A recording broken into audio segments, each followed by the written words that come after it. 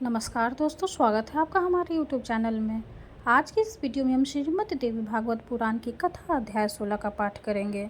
इस अध्याय में भगवती गीता के वर्णन में ब्रह्म विद्या का उपदेश है, आत्मा का स्वरूप, अनात्म पदार्थों में आत्मबुद्धि का परित्याग, शरीर की नश्वरता का प्रतिपादन तथा अनाशक्ति योग का वर्णन है। तो आइए पाठ शुरू करते हैं। हिमालय बोले, माता, वह कैसी विद्या है जिससे मुक्ति प्राप्त होती है? महेश्वरी, आत्मा क्या है तथा इसका स्वरूप क्या है, वो मुझे बताइए। श्री पार्वती जी बोली, तात महामते, सुनिए। संसार से मुक्ति दिलाने वाली जो विद्या है उसके स्वरूप का मैं संक्षेप में वर्णन कर रही हूँ। बुद्धि, प्राण, मन, अहंकार और इंद्रियों से अलग शुद्ध और अद्वितीय चित्त स्वरूप आत्मा मैं ही हूँ, ऐसा पूर्णतः निश्चित है। जिस ज्ञान के द्वारा आत्म स्वरूप का सम्यक अवबोध होता है वह विद्या है, और उसी विद्या को ध्यान भी कहा जाता है। आत्म निर्विकार, विशुद्ध तथा जन्म मरण आदि से रहित है। वह आत्मा बुद्धि आदि उपाधियों से रहित, चिता नंद स्वरूप, आनंद में परम प्रभायुक्त, पूर्ण तथा सत्य ज्ञान आदि लक्षणों वाला है। वही एकमात्र अद्वितीय सर्वश्रेष्ठ आत्मा अपने प्रकाश से सभी प्राणियों के सूक्ष्म देहादि को प्रकाशित करते हुए सम्यक रूप से सबके भीतर विराजमान है। गिरिराज, इस प्रकार मैंने आपसे आत्मा के स्वरूप का वर्णन कर दिया। मनुष्य को एकाग्रचित होकर इस प्रकार के लक्षण वाले आत्मा का नित्य चिंतन करना चाहिए। देहादि अनाथ पदार्थों में आत्मबुद्धि का परित्याग कर देना चाहिए, क्योंकि वैसे बुद्धि राग द्वेष आदि दोषों का मूल कारण है। राग द्वेष आदि दोषों से दोष युक्त कर्म संभव है। उनसे प्राणी जन्म मरण की प्रक्रिया से निरंतर बंधा रहता है। अतः शरीर आदि अनात्मक पदार्थों में उस आत्मबुद्धि का परित्याग कर देना चाहिए। हिमालय बोले, शिवे, राग द्वेष आदि से पाप, रक्त, अशुभ आदि से पैदा होता है, उसका परित्याग लोग किस प्रकार करें, इससे आप कृपया करके मुझे बताइए। जो लोग दूसरे मनुष्य का अपकार करते हैं उनके प्रति वह व्यक्ति सहीन गुणता का भाव किस प्रकार रखे, और उनके प्रति उस व्यक्ति में किस प्रकार से इंद्रियनिष्ठ विषयक राग का द्वेष न हो। श्री पार्वती जी बोली, अपकार किसका किया गया, इस पर शीघ्र विचार करना चाहिए। उस पर विचार करने से द्वेष उत्पन्न ही नहीं होगा। 5 महाभूतों से मिलकर यह देह बना हुआ है, जिससे यह जीव स्वयं भिन्न है। यह शरीर या तो अग्नि के द्वारा जला दिया जाता है या शिवाशिया आदि के द्वारा भक्षित कर लिया जाता है, किंतु आत्मा नहीं। जो इस प्रकार का ज्ञान रखता है उसका भला कौन सा अपकार हो सकता है। अपने आप में पूर्ण तथा सच्चिदानंद स्वरूप भला यह विशुद्ध आत्मा न उत्पन्न होता है, न मरता है, न सुख दुख आदि दंद्रों में लिप्त होता है, और न ही कष्ट भोगता था। शरीर के काटे जाने पर भी ऐसा आत्मा का कोई अपकार नहीं होता। गिरिराज, जैसे घर के अंदर अवस्थित आकाश पर घर के जलने का कोई प्रभाव नहीं होता, उसी प्रकार शरीर के अंदर अवस्थित आत्मा पर शरीर के छिद्र आदि का कोई प्रभाव नहीं होता। जो मारने में इस आत्मा को मारने वाला समझता है, और जो शरीर के मारे जाने पर आत्मा को मारा गया समझता है, ऐसा सोचने वाले वे दोनों ही लोग भ्रमित चित्त हो वाले हैं, क्योंकि यह आत्मा ना तो मरता है और ना ही मारा जाता है। अपने स्वरूप को इस प्रकार जानकर और द्वेष छोड़कर मनुष्य सुखी हो जाए। द्वेष मन के संताप का मूल है। द्वेष सांसारिक संबंधों को भंग करने वाला है, और द्वेष मोक्ष प्राप्ति में विघ्न उत्पन्न करने वाला है। अतः प्रयत्नपूर्वक उसका परित्याग कर देना चाहिए। हिमालय बोली, देवी, यदि यह देह तथा परमात्मा स्वरूप जीव का इस लोक में अपकार नहीं होता और ये दोनों दुख के भागी नहीं होती, तो फिर जिस दुख का साक्षात अनुभव होता है वह किससे होता है? महेश्वरी, इस शरीर में दुख भोगने वाला दूसरा कौन है? यदि मुझ पर आपकी कृपया हो तो आप मुझे इस विषय को यथार्थ रूप से बताइए। श्री पार्वती जी बोली, ना तो इस देह को और ना ही इस परमात्मा स्वरूप आत्मा को ही दुख होता है। फिर भी यह निर्लेप विशुद्ध आत्मा मेरी माया से मोहित होकर स्वयं में सुखी हूँ, मैं दुखी हूँ ऐसा मान लेता। वह माया अनादि अवधि ध स्वरूपिणी तथा जगत को मोहित करने वाले पिताजी, वह आत्मा तो उत्पन्न होते ही उस माया से आबद्ध हो जाते हैं, और उसी से वह राग द्वेष आदि विकारों से व्याप्त होकर संसारी हो जाता है। महामते, यह आत्मा अपने लिंग रूप मन, जिसमें वासना निहित करती है, को धारण करके लाचार से बना हुआ इस संसार में व्यवहार करता है। रक्त वर्ण के पुष्प के समीप स्थित शुद्ध स्फटिक उनके सानिध्य के कारण उसके रंग से युक्त लाल प्रतीत होता है, जबकि वास्तव में उसमें रंग विद्यमान नहीं रहता। बुद्धि इंद्रिय आदि के सानिध्य के कारण आत्मा की भी वही होती है। मन, बुद्धि तथा अहंकार जीव के सहयोगी तात अपने अपने कर्मों के अधीन होकर वे भी कर्म फल का भोग करते हैं। वे सभी समस्त विषयात्मक सुखों तथा दुखों का भोग करते हैं। आत्मा भोग नहीं करता, क्योंकि यह आत्मा प्रभुत्ता संपन्न, विकार रहित तथा निर्लिप्त है।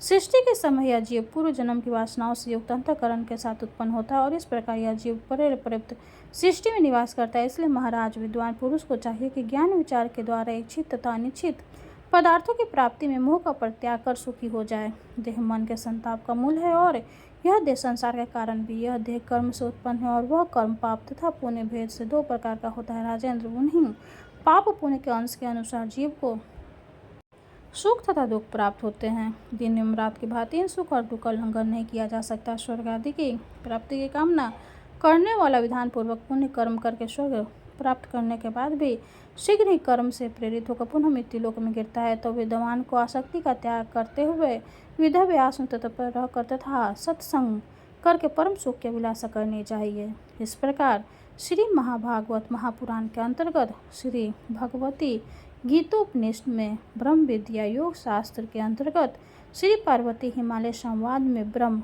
विद्योपदेश वर्णन नामक 16वां अध्याय पूर्ण हुआ। माता रानी की जय हो। अब हम माँ दुर्गा की आरती करेंगे। जय अम्बे गौरी मैया, जय श्यामा गौरी, तुमको निश दिन ध्यावत मैया जी को निश दिन ध्यावत, हरि ब्रह्मा शिवरी। ओम जय अम्बे गौरी, मांगे सिंदूर विराजत, टीको मृग मद को मैया, टीको मृग मद को, उज्ज्वल से दो नैना, उज्ज्वल से दो नैना, चंद्र बदननी को। ओम जय अम्बे गौरी, कनक समान कलेवर, रक्तांबर राजय मैया, रक्तांबर राजय, रक्त पुष्प गले माला, रक्त पुष्प गले माला, कंठन पर साजय। ओम जय अम्बे गौरी, के हरिवाहन राजत, खरग खपर धारी मैया, खरग खपर धारी, सुर नर मुनि जन सेवत, सुर नर मुनि जन सेवत, तिनके दुख हारी।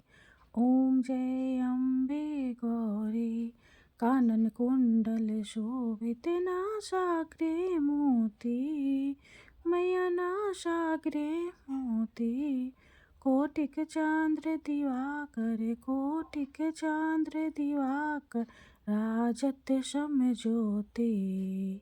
ओम जय अम्बे गौरी, शुंभ निशुंभ बिदारे, महिषासुर घाती मैया, महिषासुर घाती, धूम्र विलोचन नैना, मधुर विलोचन नैना, निश दिन मदिमाती।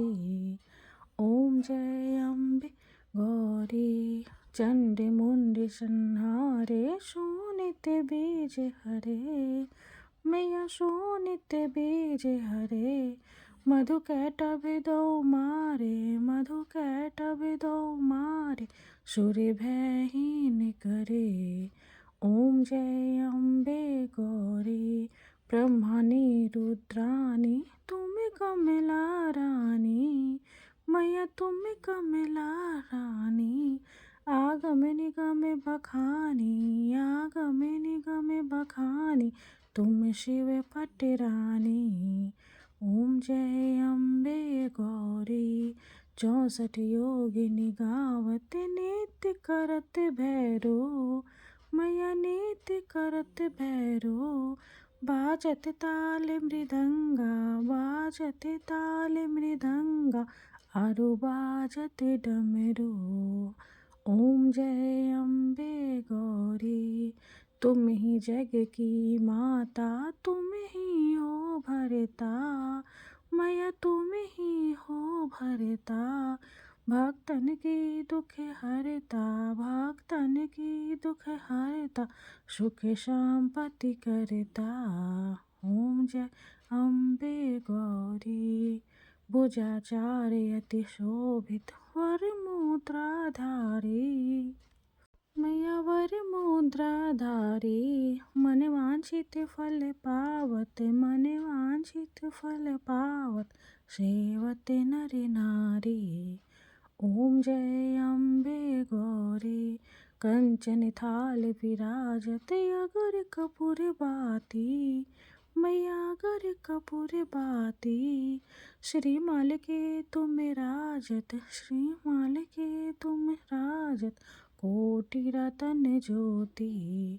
ओम जय अम्बे गौरी, श्री अम्बे जी की आरती जो कोई नर गावे, मैया जो कोई नर गावे।